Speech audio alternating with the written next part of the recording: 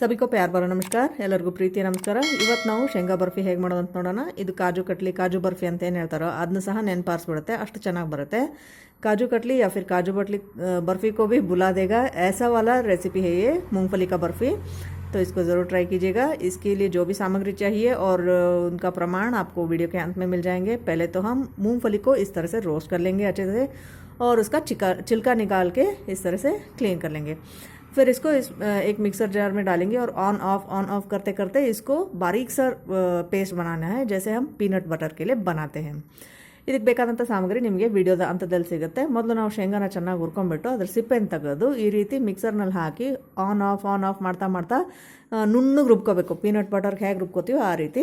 ಅದಾದಮೇಲೆ ಒಂದು ಕಡಾಯಿನಲ್ಲಿ ಸಕ್ಕರೆ ಮತ್ತು ನೀರನ್ನು ಹಾಕ್ಕೊಂಡು ಒಂದೆಳೆ ಪಾಕ ಬರೋವರೆಗೂ ಇದನ್ನು ಬೇಯಿಸ್ಕೊಂಡ್ಬಿಡ್ಬೇಕು. ಒಂದೆಳೆ ಪಾಕ ಗೊತ್ತಾಗಿಲ್ಲ ಅಂದರೆ ನೀರಿನಲ್ಲಿ ನೀವು ಒಂದು ಹನಿ ಈ ಪಾಕನ ಹಾಕಿದರೆ ಅದು ಹರಡ್ಕೊಂಡ್ಬಿಡ್ಬಾರ್ದು, ಒಂದು ಕಡೆ ಕೂತ್ಕೋಬೇಕು ಅಷ್ಟೇ. तो हम एक कढ़ाई में चाशनी बना लेंगे. उसके लिए चीनी और पानी डाल के एक तार आने तक इसको उबाल लेंगे. एक तार अगर आपको पता नहीं चलता है तो इस तरह से कटोरे में पानी लीजिए और एक ड्रॉप डालेंगे तो वो फैलना नहीं चाहिए, एक जगह पे बैठना चाहिए. तो तब चाशनी रेडी है. तो चाशनी को हम उतार लेंगे गैस से और फिर मूंगफली का जो पेस्ट बनाया था उसको इसमें डालेंगे और अच्छे से मिला लेंगे.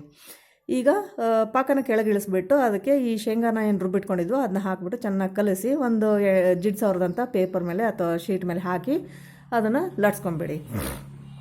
अभी हम एक ग्रीस किया हुआ शीट पे ये जो मिक्स था उसको इस तरह से डालेंगे और ऊपर से भी शीट डाल के इसको जितना पतला या मोटा चाहिए उतना आप बेल लीजिए और थोड़ा सा मूंगफली का पाउडर या फिर बादाम का पाउडर ऊपर से डाल के हल्के हाथ से फिर से बेल लीजिएगा. ಈಗ ಒಂಚೂರು ಶೇಂಗಾ ಪುಡಿ ಇಲ್ಲಾಂದರೆ ಬಾದಾಮಿ ಪುಡಿನ ಈ ರೀತಿ ಮೇಲಿಂದ ಹಾಕೊಂಡ್ಬಿಟ್ಟು ಒಂದು ಮೆಲ್ಲಗೆ ಒಂಚೂರು ಲಟ್ಸ್ಕೊಂಡ್ಬಿಟ್ರೆ ಅದು ಅಂಟ್ಕೊಂಡ್ಬಿಡುತ್ತೆ. ಅದಾದಮೇಲೆ ಈ ರೀತಿ ಯಾವ ರೀತಿ ಬೇಕಾದರೂ ನೀವು ಕತ್ತರಿಸ್ಕೋಬೋದು. ಇದನ್ನು जिस भी आकार में चाहिए आप इनको काट लीजिएगा और 10 मिनट के बाद ये सेट हो जाएगा तो इसको सर्व कीजिएगा. 10 ನಿಮಿಷದಲ್ಲಿ ಇದು ಸೆಟ್ ಆಗುತ್ತೆ. ಇದನ್ನು ನೀವು ಸರ್ವ್ ಮಾಡ್ಬೋದು. ತುಂಬಾ ಸ್ವಾದಿಷ್ಟವಾಗಿರುತ್ತೆ. ಏನು ಕಾಜು ಬರ್ಫಿ, ಕಾಜು ಕಟ್ಲಿ ಅಂತ ಏನು ಸಿಗುತ್ತೆ ಮಾರ್ಕೆಟಲ್ಲಿ ಅದನ್ನು ಸಹ ನೆನಪಾರಿಸ್ಬಿಡುತ್ತೆ, ಅಷ್ಟು ಚೆನ್ನಾಗಾಗುತ್ತೆ ಇದು. ದಯವಿಟ್ಟು ಟ್ರೈ ಮಾಡಿ ನೋಡಿ. ತುಂಬ ಕಷ್ಟನೂ ಏನಿಲ್ಲ, ಈಸಿಯಾಗಿ ಮಾಡ್ಕೋಬಹುದು. बहुत ही सरल से बना सकते हैं. ट्राई कीजिएगा. नमस्कार.